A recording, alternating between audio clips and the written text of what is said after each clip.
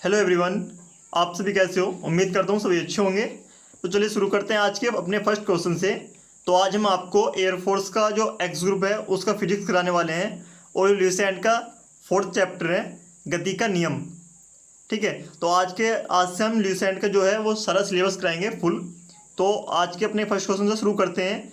इसमें लिखा हुआ है न्यूटन के गति का प्रथम नियम व्यक्त करता है। न्यूटन के गति का प्रथम नियम व्यक्त करता है, तो वह व्यक्त करता है जड़त्व को। किसे? जड़त्व को। तो बात करते हैं जड़त्व की। जो जड़त्व है वो क्या होता है? जड़त्व का नियम क्या होता है? तो जड़त्व का नियम होता है कोई पिंड अपनी विराम अवस्था या एक समान गति की अवस्था अथवा गति के दिशा बदलने में असमर्थ रहता है, और यही असमर्थता क्या कहलाती है? जड़त्व का नियम कहलाती है। बात करते हैं न्यूटन के गति का प्रथम नियम। जो न्यूटन की गति का प्रथम नियम है वो क्या है?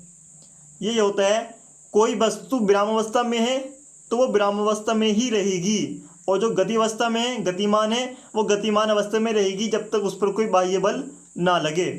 ठीक है, चलते हैं अगले क्वेश्चन की तरफ। क्वेश्चन नंबर सेकंड है किसी पिंड पर समरूप बल लगाने पर स्थिर रहने वाली राशि है। तो वो कौन सी राशि है? तो वो है त्वरण। क्या है? त्वरण। Option number D. चलते हैं अगले क्वेश्चन की तरफ।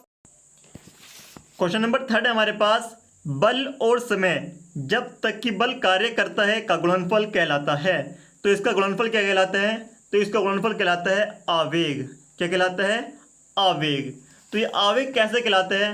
तो कहलाता है ये F cross delta T is equal to क्या होता है? ये जे होता है, वेक्टर जे। ठीक है, तो वेक्टर जे को किस चीज से प्रदर्शित करते हैं हम? आवेग से। ऑप्शन नंबर बी क्या होगा? इसका करेक्ट आंसर होगा।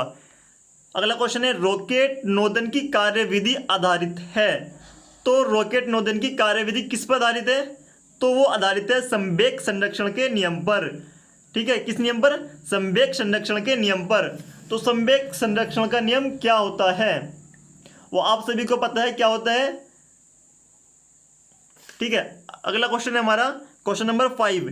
एक घोड़ा गाड़ी को खींचता है तो जो बल घोड़े को आगे बढ़ाने में सहायता करता है वह लगाया जाता है। तो वह लगाया जाता है, कैसे लगाया जाता है?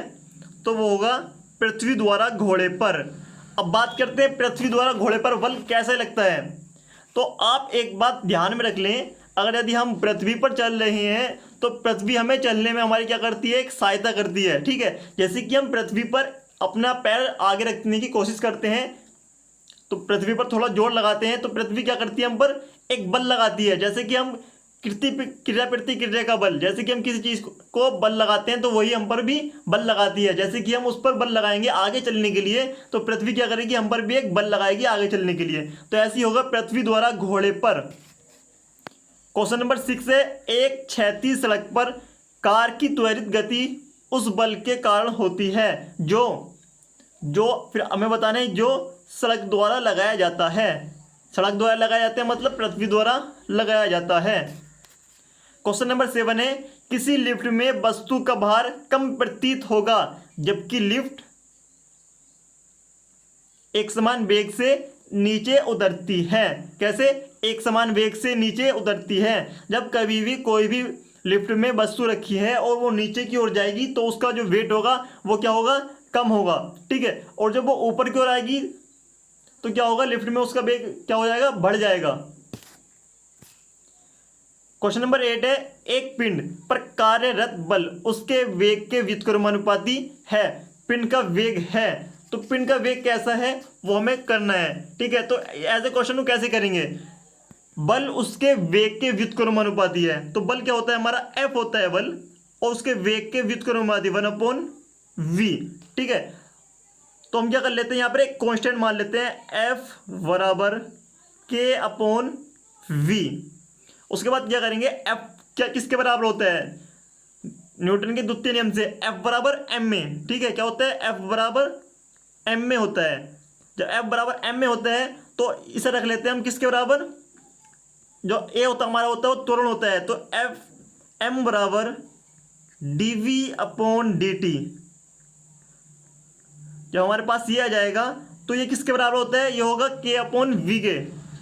के अपॉन वी के जब इक्वल होगा तो फिर ऐसे कैसे लिख सकते हैं, ऐसे लिख सकते हैं हम v into D V, V into D V is equal to K upon M into D T.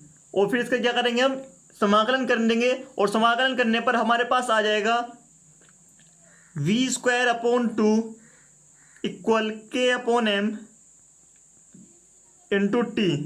जब हमारे पास ये जाएगा तो v बराबर अंडर रूट आएगा हमारा 2kt अपॉन m। तो हम यहाँ पर देखते हैं ये क्या होगा, ये वर्गमूल v बराबर under root 2kt upon m।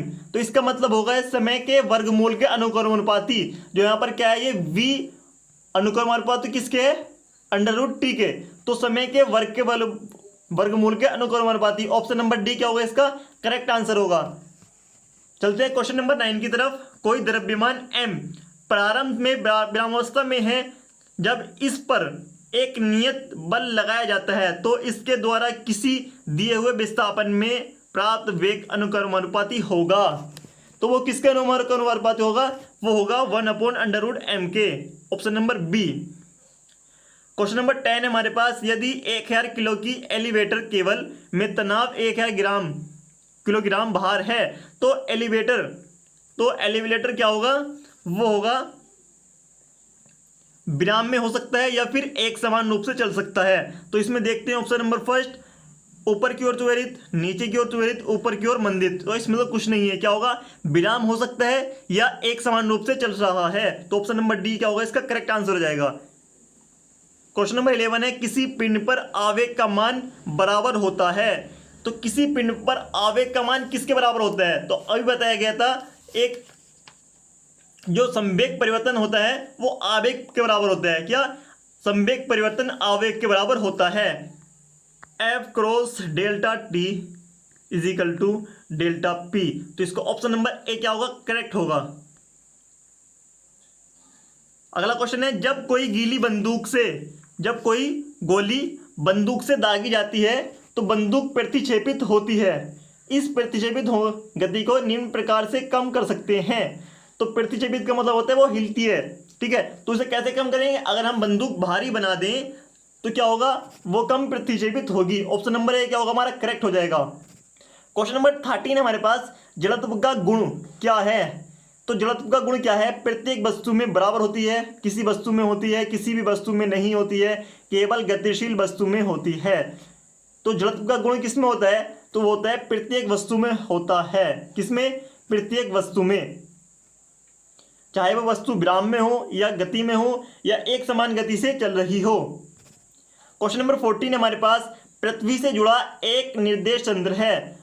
परिभाषा एक जड़त्वीय तंत्र है, जो कि रॉन्ग है। जड़त्वीय तंत्र नहीं हो सकता क्योंकि पृथ्वी सूर्य के परितः घूम रही है, बिल्कुल करेक्ट है। अगला है, जड़त्वीय तंत्र नहीं हो सकता क्योंकि पृथ्वी अपने अक्ष के परितः घूम रही है, यो भी करेक्ट है। तो ऑप्शन नंबर बी और ऑप्शन नंबर सी दोनों क्या होंगे, करेक्ट होंगे। क्वेश्चन नंबर 15 है। क्रिया और प्रतिक्रिया न्यूटन के गति विषय तृतीय नियम में विभिन्न वस्तुओं पर कार्य करती है, परिणाम में समान होती है, विपरीत दिशा में कार्यरत होती है, डी है उपरोक्त सभी। तो इसका जो करेक्ट आंसर होगा वो होगा उपरोक्त सभी। अगला क्वेश्चन है। किसी लिफ्ट के फर्श द्वारा उस पर खड़े व्यक्ति के पैरों पर कार्यरत बल उसके बाहर से अधिक होगा यदि लिफ्ट, अगर मैंने अभी बताया था अगर लिफ्ट नीचे की ओर जा रही है तो क्या होगा, उसका भार कम होगा। यदि वो ऊपर की ओर आ रही है तो भार क्या होगा, ज्यादा होगा। तो इसका होगा ऊपर की ओर जा रही है, त्वरित हो रही है, ठीक है। तो ऑप्शन नंबर बी क्या होगा, इसका करेक्ट होगा। हम कराने वाले हैं इल्यूसेंट की फुल सिलेबस, वो भी तो ऑल क्वेश्चन और न्यूमेरिकल साथ में कराएंगे हम, न्यूमेरिकल कराएंगे हम अच्छे से। तो आपको यदि हमारी वीडियो अच्छी लगी तो प्लीज़ चैनल को सब्सक्राइब करना और शेयर करना ना भूलें। मिलते हैं अगली वीडियो में जल्दी, तब तक के लिए जय हिंद।